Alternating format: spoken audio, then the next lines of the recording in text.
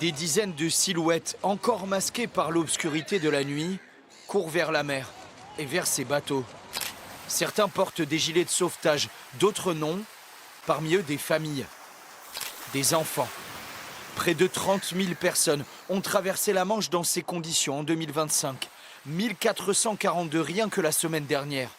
Les visages racontent la détresse, la violence d'une scène pourtant devenue banale, presque quotidienne.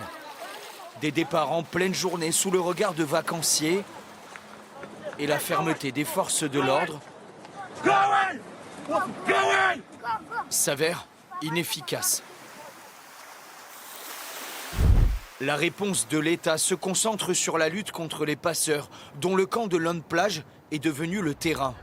C'est avec eux qu'il faut négocier le prix de sa traversée, entre 2 et 4 000 euros en moyenne.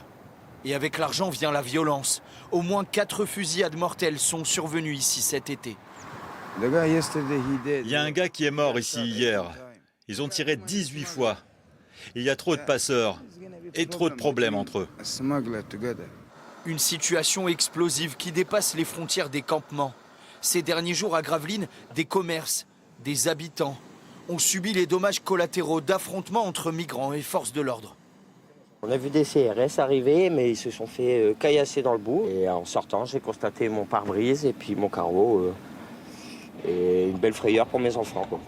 Des automobilistes qui se rendaient au travail de nuit ont aussi été pris à partie par des groupes de personnes. Les autorités supposent une stratégie des passeurs, une diversion pour attirer la police loin des zones de départ des bateaux vers l'Angleterre. En réaction, l'État annonce des renforts dans le secteur. Un nouvel été sous haute tension et un défi politique. Comment endiguer ce phénomène de traversée, parfois mortel? Depuis le début de l'année, 20 personnes ont perdu la vie dans les eaux de la Manche.